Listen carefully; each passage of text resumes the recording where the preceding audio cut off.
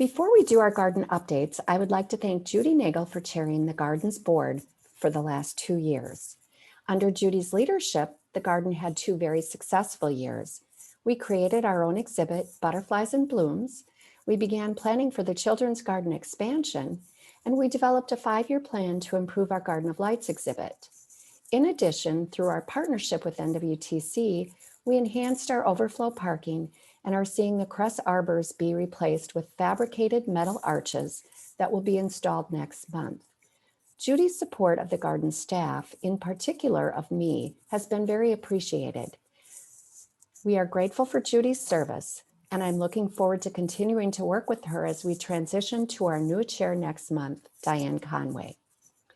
And now I'd like to share an update of the plans for the children's garden expansion, a sneak peek at our 2021 exhibit, Washed Ashore, and what you can expect from our 24th annual WPS Garden of Lights.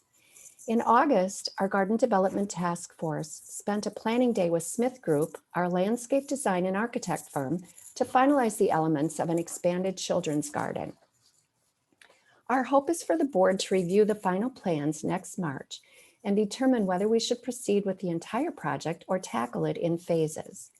In an ideal world, we'll start construction in 2022 and plan for a grand opening in the spring of 23.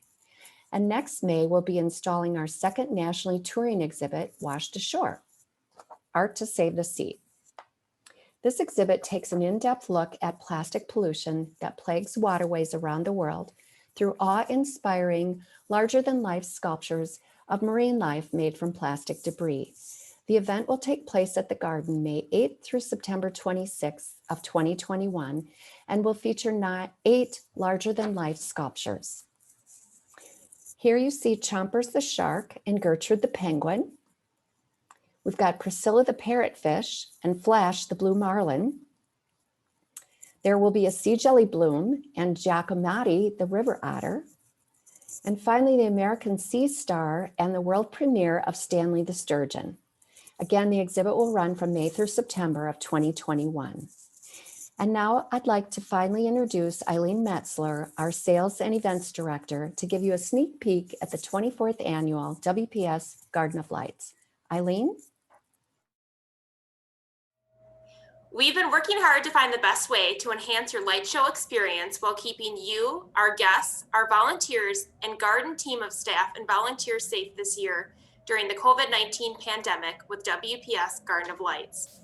We are confident we can maintain a high level of satisfaction with the safety protocols we have in place for WPS Garden of Lights, as well as having a consultation meeting with the Brown County Public Health Department and working with them on all of our safety procedures we will be following.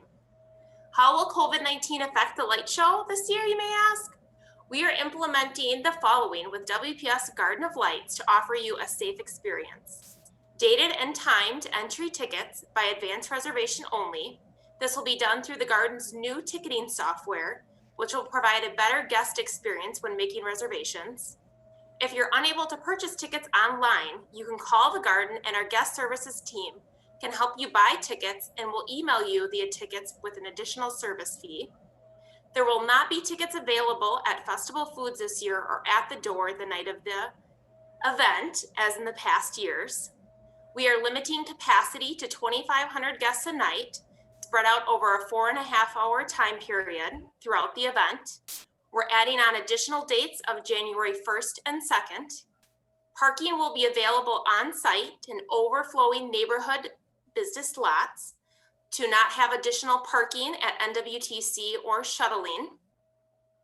We also will be limiting capacity to 2 households or 10 guests on our wagon rides. And we will also be requiring masks inside the building as well as while you're riding the wagon and if you are unable to distance outside while walking the garden's grounds. There will also be a one-way entry and exit points. Garden of Lights tickets will be going on sale for garden members only starting on Monday, October 26th at 9 a.m. and will open to the general public on Monday, November 2nd at 9 a.m. Members will also get additional benefits this year, one of the first being that they will be able to make their reservations online in advance for their tickets, Discounted tickets this year for members will be $5 and will also include a coupon for a free hot beverage.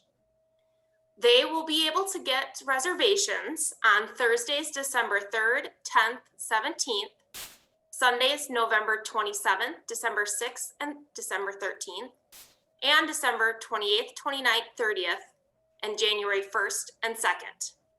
There are 4 new light features this year for WPS Garden of Lights, one of which is our Glowing Daisy necklace, which is an interactive experience as guests walk through 8 different light displays throughout the garden.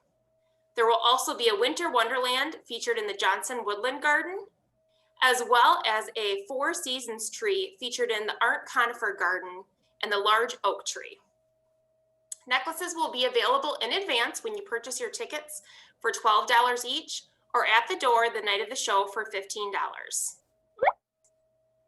Volunteers are very critical to all of our fundraising events here at Green Bay Botanical Garden. Also for WPS Garden of Lights. We will be looking for the community's help once again to help us with volunteer positions here for WPS Garden of Lights.